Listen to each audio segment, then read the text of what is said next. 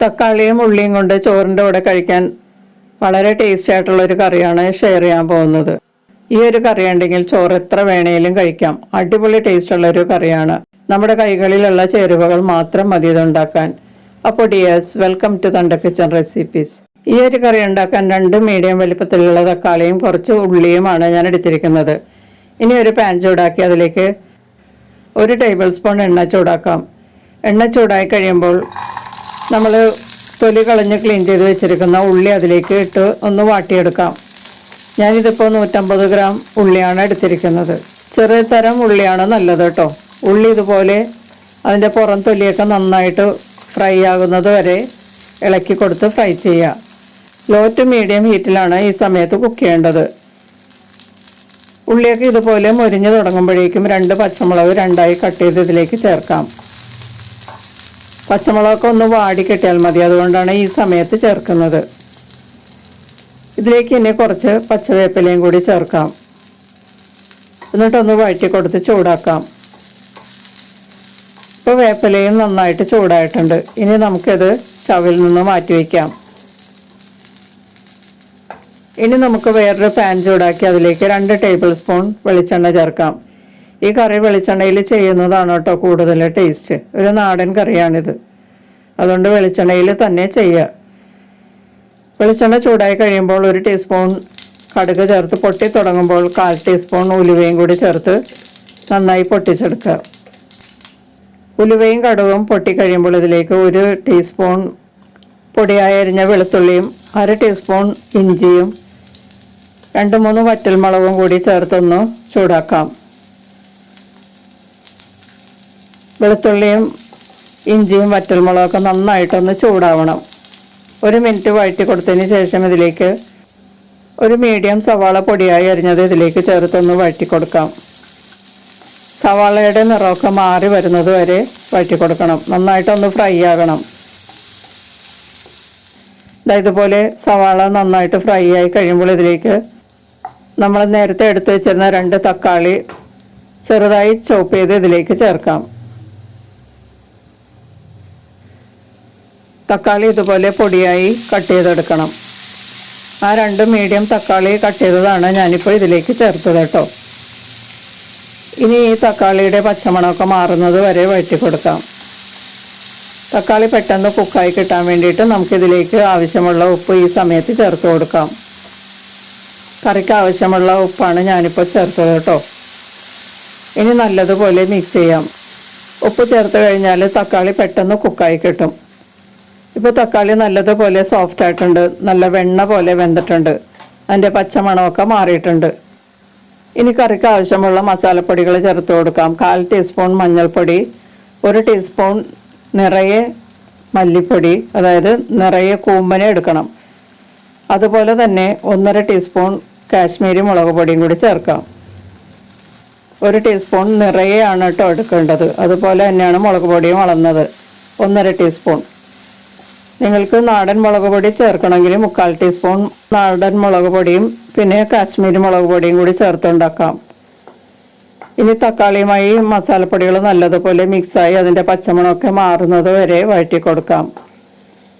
ഇപ്പോൾ പൊടികളൊക്കെ തക്കാളി മസാലയിൽ നന്നായിട്ട് മിക്സായിട്ടുണ്ട്. ഈ സമയത്ത് ഇതിലേക്ക് 1 ടീസ്പൂൺ വാളംപുളി പേസ്റ്റ് ചേർത്ത് കൊടുക്കാം.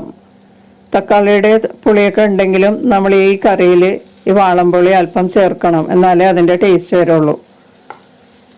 അപ്പോൾ 1 ടീസ്പൂൺ വാളംപുളി പേസ്റ്റ് ചേർത്തിട്ട് നന്നായിട്ടൊന്ന് ചൂടാക്കുക. ഇപ്പോൾ വാളംപുളി ചേർത്തിട്ട് നന്നായിട്ട് ചൂടായിട്ടുണ്ട്. ഇനി ഇതിലേക്ക് 1/2 കപ്പ് ചൂടുവെള്ളം ചേർത്തിട്ട് ഈ മസാല നന്നായിട്ടൊന്ന് അഴിപ്പിച്ചെടുക്കാം. ചൂടുവെള്ളം തന്നെ ചേർക്കണം കേട്ടോ. നല്ല ചൂടുവെള്ളമാണ് ഞാനിപ്പോൾ ചേർത്തത്, അതുകൊണ്ടാണ് ഇത് പെട്ടെന്ന് തന്നെ തിളക്കാൻ തുടങ്ങിയത്.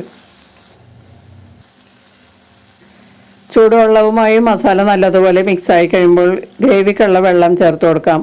ഞാനിപ്പോൾ 1 കപ്പ് ചൂടുവെള്ളം ചേർക്കുന്നുണ്ട് ഗ്രേവിക്ക് വേണ്ടിയിട്ട്. 1/2 കപ്പ് നേരത്തെ നമ്മൾ ചേർത്തിട്ടുണ്ട്. അപ്പോൾ 1.5 കപ്പ് വെള്ളമാണ് ഞാൻ ചേർത്തത്. ഇത് കുറച്ച് സെമി ഗ്രേവി ആയിട്ടുള്ള രീതിയിലാണ് ഞാൻ എടുക്കുന്നത് കേട്ടോ. കുറച്ച് ഗ്രേവിയുള്ള ടൈപ്പ് വേണമെങ്കിൽ നിങ്ങൾ മൊത്തത്തിൽ 2 കപ്പ് ചൂടുവെള്ളം ചേർക്കുക. ഇനി ഈ ഗ്രേവി നല്ലതുപോലെ തിളച്ചു തുടങ്ങുമ്പോൾ നമ്മൾ ഫ്രൈ ചെയ്ത് വെച്ചിരിക്കുന്ന ഉള്ളി ചേർത്ത് കൊടുക്കാം. ഉള്ളിയും പച്ചമുളകും വേപ്പിലയും നന്നായിട്ട് ഫ്രൈ ചെയ്ത് വെച്ചത് ഇതിലേക്ക് ചേർക്കാം. ഈ വീഡിയോ കണ്ടുകൊണ്ടിരിക്കുമ്പോൾ നിങ്ങൾക്ക് ഇഷ്ടമാകുകയാണെങ്കിൽ മടിക്കാതെയും മറക്കാതെയും ഒന്ന് ലൈക്ക് ചെയ്യണേ. വാട്ടിയ ഉള്ളി ഗ്രേവിയിലേക്ക് ചേർത്തതിന് ശേഷം നല്ലതുപോലെ ഒന്ന് മിക്സ് ചെയ്യാം. ഇനി ഇത് ലോ ഫ്ലെയിമിൽ 5 മിനിറ്റ് നമുക്ക് മൂടി വെച്ച് വേവിക്കാം. ഉള്ളി വാട്ടുമ്പോൾ അതിൻ്റെ പുറം ഭാഗം മാത്രമാണ് കുക്കായിട്ടുള്ളത്. അപ്പോൾ അതിൻ്റെ ഉള്ളു ഭാഗമൊക്കെ നന്നായിട്ട് വേകാൻ വേണ്ടിയിട്ട് നമുക്കിത് മൂടി വെച്ച് ഒരു 5 മിനിറ്റ് വേവിക്കാം. ലോ ഫ്ലെയിമിൽ നമുക്ക് വേവിച്ചെടുക്കാം. ഇതോടൊപ്പം ഈ ചാനൽ ഇതുവരെ സബ്സ്ക്രൈബ് ചെയ്യാത്തവർ സബ്സ്ക്രൈബ് ചെയ്തൊന്ന് സപ്പോർട്ട് ചെയ്യുക. അതിനടുത്തുള്ള ബെല്ലൈക്കൺ എനേബിൾ ചെയ്ത് എൻ്റെ അടുത്തടുത്ത വീഡിയോസ് ഉറപ്പുവരുത്തുകയും ചെയ്യുക. ഇപ്പം നമ്മളിത് മൂടി വെച്ച് വേവിക്കാൻ തുടങ്ങിയിട്ട് 5 മിനിറ്റ് കഴിഞ്ഞിട്ടുണ്ട്. ഇനി നമുക്കിതൊന്ന് തുറന്ന് നല്ലതുപോലെ ഒന്ന് മിക്സ് ചെയ്ത് കൊടുക്കാം. ഇപ്പോൾ ചേർത്ത വെള്ളമൊക്കെ നല്ലതുപോലെ വറ്റിയിട്ടുണ്ട്. കണ്ടു, ഇതിപ്പോൾ ഒരു സെമി ഗ്രേവി ആയിട്ടുള്ള കറിയാണ്. നിങ്ങൾക്ക് കുറച്ചുകൂടി ലൂസായിട്ട് വേണമെങ്കിൽ ചൂടുവെള്ളം ഈ സമയത്ത് വേണമെങ്കിലും ചേർത്തിട്ട് നമുക്ക് മിക്സ് ചെയ്തെടുക്കാം. ഇതിലേക്ക് ചേർത്ത ഉപ്പൊക്കെ കറക്റ്റാണോ എന്ന് നിങ്ങൾ ചെക്ക് ചെയ്ത് നോക്കുക. ഇതിലേക്ക് ഇനി ചേർക്കാനുള്ളത് 1/2 ടീസ്പൂൺ ശർക്കരപ്പൊടിയാണ്. ശർക്കരപ്പൊടിയോ അല്ലെങ്കിൽ പഞ്ചസാരയോ വേണമെങ്കിൽ ചേർക്കാം കേട്ടോ. ശർക്കര ചേർത്താൽ ഈ കറിക്ക് നല്ല ടേസ്റ്റ് ആയിരിക്കും. ഒത്തിരി ചേർക്കേണ്ട ആവശ്യമില്ല, 1/2 ടീസ്പൂൺ ശർക്കര ചേർത്താൽ മതിയാകും. ഇനി ഇതിലേക്ക് കുറച്ച് പച്ചവേപ്പിലയും കൂടി ചേർത്തിട്ട് നന്നായിട്ട് മിക്സ് ചെയ്ത് ശർക്കരയൊക്കെ നല്ലതുപോലെ ഈ കറിയുമായി നല്ലതുപോലെ മിക്സ് ആവുന്നത് വരെ ഇളക്കി കൊടുക്കാം.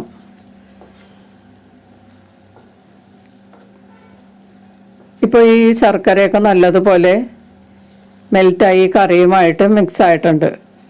നമുക്ക് ഈ സമയത്ത് വേണമെങ്കിൽ ടേസ്റ്റ് നോക്കാം കേട്ടോ. നിങ്ങൾക്ക് കുറച്ചുകൂടി മധുരം കൂടുതൽ വേണമെങ്കിൽ കുറച്ചുകൂടി ശർക്കര ചേർത്ത് നമുക്ക് ഇതിൻ്റെ കൂടെ മിക്സ് ചെയ്തെടുക്കാം. ഇപ്പോൾ തക്കാളിയും ഉള്ളിയും കൊണ്ടുണ്ടാക്കുന്ന ഈ കറി റെഡി ആയിട്ടുണ്ട്. 2 ചേരുവയാണ് ഇതിന് മെയിനായിട്ട് വേണ്ടതെങ്കിലും ഈ കറി ഒരു അടിപൊളി കറിയാണ് കേട്ടോ. കണ്ടാലും നമുക്ക് വായിന്ന് വെള്ളം വരും. മണവും അതുപോലെ തന്നെയാണ്. നല്ല ടേസ്റ്റി ആയിട്ടുള്ള ഒരു കറിയാണ്. ചോറിൻ്റെ കൂടെ കഴിക്കാൻ സൂപ്പറായിട്ടുള്ള ഒരു കറിയാണ് കേട്ടോ ഇത്. എത്ര കഴിച്ചാലും നമുക്ക് ചോറ് തിന്ന് മതിയാവില്ല. ഈ കറി നമുക്ക് കൂടുതലുണ്ടാക്കി ഫ്രിഡ്ജിൽ സൂക്ഷിക്കാനും പറ്റും. അപ്പോൾ നമുക്ക് ഉച്ചയ്ക്ക് ലഞ്ച് ബോക്സിലൊക്കെ വെച്ചുകൊണ്ട് പോകാനും നല്ലതാണ്. അപ്പോൾ എല്ലാവരും ഒന്ന് ട്രൈ ചെയ്ത് നോക്കിയിട്ട് നിങ്ങളുടെ അഭിപ്രായങ്ങളും നിർദ്ദേശങ്ങളൊക്കെ കമൻറ്റ് ബോക്സിൽ രേഖപ്പെടുത്തുക. വീഡിയോ ഇഷ്ടമായാലും നിങ്ങളുടെ ഫ്രണ്ട്സിനും റിലേറ്റീവ്സിനൊക്കെ ഒന്ന് ഷെയർ ചെയ്ത് കൊടുക്കുകയും ചെയ്യണേ. നമുക്ക് വീണ്ടും മറ്റൊരു റെസിപ്പിയുമായി കാണാം. താങ്ക്